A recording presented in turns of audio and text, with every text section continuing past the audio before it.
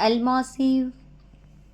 انشاءاللہ آج ہم اللہ پاک کے اس اسم مبارک کے بارے میں بیان فرمائیں گے۔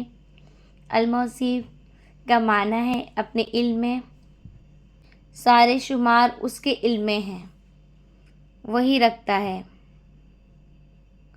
اس کو ہی ساری چیز کی خبر ہے، بے شک ذرہ ذرہ وہ جانتا ہے۔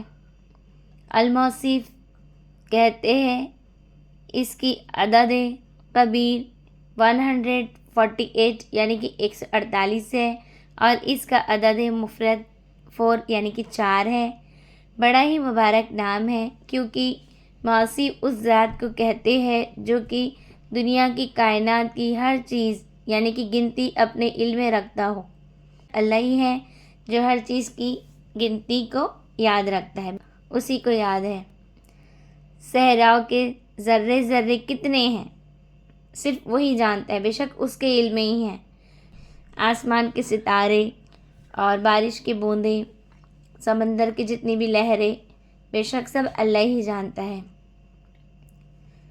اور جتنی بھی ساری چیزیں ہیں وہ بے شک اللہ ہر چیز سے واقف ہے، اس کو ہر چیز کا علم ہے، اور بے شک اس کا علم بڑا ہے۔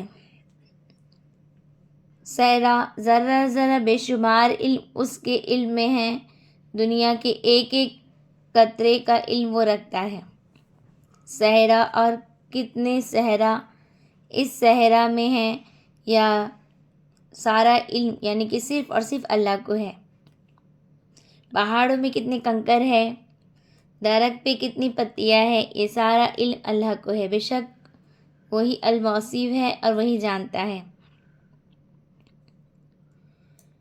پانی کے قطروں میں کتنے بوندیں گری ہے، اس کو ہر چیز کا علم ہے،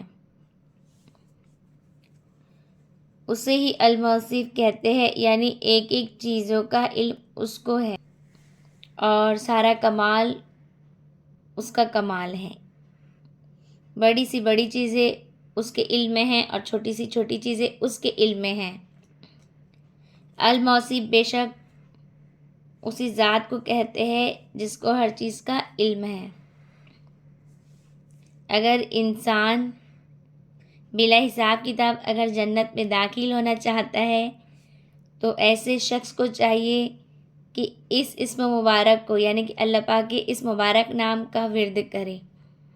اور کون ہے جو بلا حساب کتاب جنت میں نہیں داخل ہونا چاہتا ہے؟ بے شک ہر کوئی چاہتا ہے کہ بلا حساب کتاب وہ جنت میں داخل ہو جائے، اس لیے اسے چاہیے کہ الموصف کا ورد کرے، زیادہ سے زیادہ کرے، یعنی کہ شب جمعہ ہو سکے تو شب جمعہ کو کرے۔